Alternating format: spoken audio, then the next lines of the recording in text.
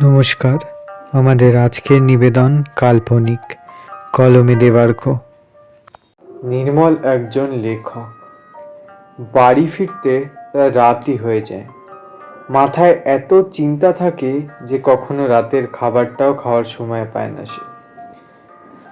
যাই হোক, চাটা কোনো মতে করে সে বিছানায় এসে বসেছে এমন সময়। হ্যালো।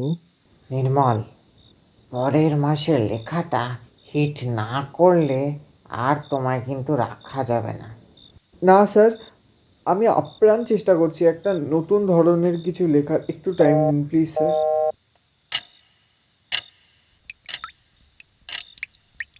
এই দেখো, কলটা বন্ধ করতেও বোধহয় ভুলে গেছি।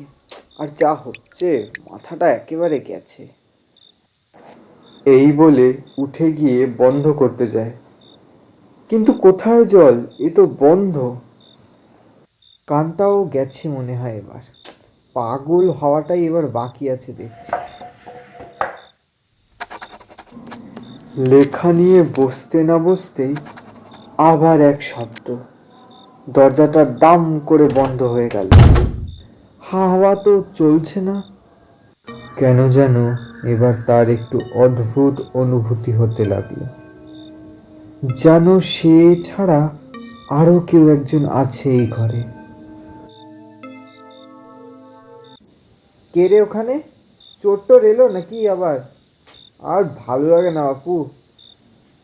এই বলে উঠে ডাইনিংয়ে যেতে গিয়ে কাঁচের থালাটা হাত লেগে পড়ে গেল।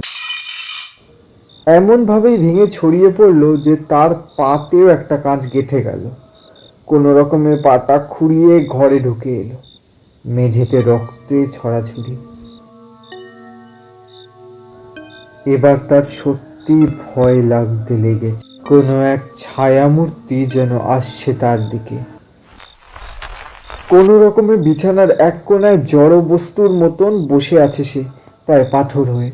গায়ে কোনো সার নেই তার যে উঠে কিছু করবে সে। কে কে কে ওখানে?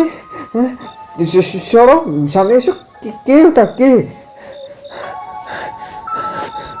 নিমেষের মধ্যে মনে হলো তার কেউ যেন প্রবল শক্তিতে তার বিছানাটা কাঁপাচ্ছে আর বলছে, এবার তোর পালা, তোর তারা হবে না। সজোরে কিছু একটা দিয়ে তাকে এমন আঘাত করলো।